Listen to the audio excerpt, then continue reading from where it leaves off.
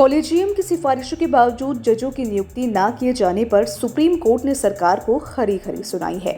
Supreme court का कहना है कि सरकार नियुक्तियों पर बैठी है और फिर भी केंद्रीय कानून मंत्री टीवी पर कॉलेजियम को लेकर बयान दे रहे हैं।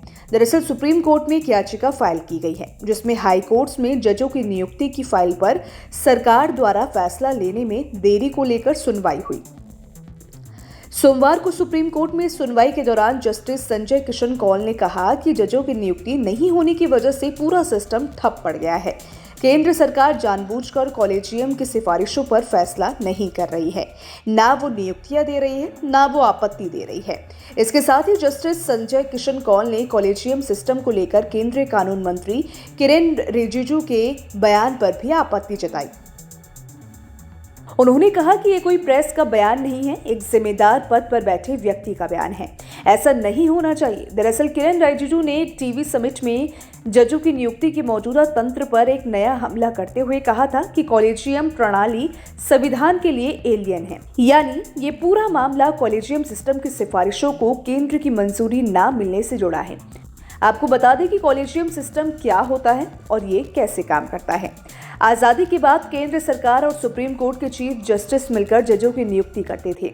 सुप्रीम कोर्ट के 3 बड़े फैसलों के बाद 1998 से कॉलेजियम व्यवस्था के तहत जजों की नियुक्ति शुरू हो गई।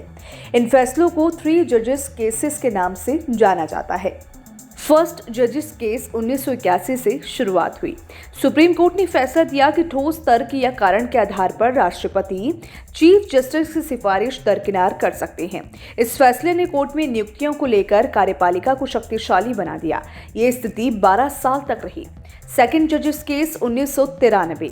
सुप्रीम कोर्ट की 9 जजों की संविधान पीठ ने बहुमत से ये व्यवस्था दी कि भारत के मुख्य न्यायाधीश से परामर्श के प्रावधान का अर्थ उनकी मंजूरी लेना है। फैसले में कहा गया कि सुप्रीम कोर्ट के मुख्य न्यायाधीश और 2 वरिष्ठ न्यायाधीशों का एक कॉलेजियम ये नियुक्तियां करेगा। थर्ड जजेस केस 1998। यहाँ कॉलेजियम में कुछ बदलाव किए गए हैं और सुप्रीम कोर्ट के जज की नियुक्ति वाले कॉलेजियम में सुप्रीम कोर्ट के चीफ जस्टिस के अलावा सुप्रीम कोर्ट के 4 वरिष्ठ न्यायाधीश सदस्य होंगे।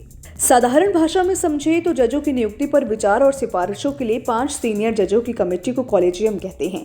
सुप्रीम कोर्ट कॉलेजियम का नेतृत्व सीजेआई द्वारा किया जाता है और इसमें सुप्रीम कोर्ट के 4 अन्य सीनियर जज शामिल होते हैं। किसी नियुक्ति को लेकर कॉलेजियम द्वारा दूसरी बार की गई सिफारिश मानना सरकार के लिए जरूरी होता है। हाई कोर्ट और सुप्रीम कोर्ट में जजों की तबादलों का फैसला भी कॉलेजियम ही करता है। इसके अलावा हाई कोर्ट के कौन से जज प्रमोट होंगे, सुप्रीम कोर्ट जाएंगे, ये फैसला भी कॉलेजियम ही करता है। सरकार एक बार किसी के या फिर ज्यादा नामों को पुनर्विचार के लिए कॉलेजियम के पास वापस भेज सकती है, लेकिन अगर कॉलेजियम दोबारा नाम भेजती है तो इस सिफारिश को मानना ही पड़ेगा। कॉलेजियम सिस्टम से इतर केंद्र सरकार ने साल 2014 में सुप्रीम कोर्ट और हाई कोर्ट में जजों की नियुक्ति और तबादले के लिए राष्ट्रीय न्यायिक नियुक्ति आयोग यानी कि नेशनल जुडिशियल अपॉइंटमेंट्स कमीशन का गठन किया। 6 सदस्यों वाले इस आयोग की अध्यक्षता भारत के मुख्य न्यायाधीश होते थे। सीजेआई के अलावा सुप्रीम कोर्ट और 2 जानी मानी हस्तियां भी इसका हिस्सा थे।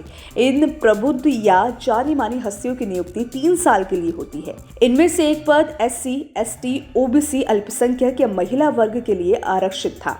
इन 2 हस्तियों का चयन एक 3 सदस्य वाली समिति करती थी, जिसमें प्रधानमंत्री, मुख्य न्यायाधीश और लोकसभा में नेता विपक्ष शामिल होते थे।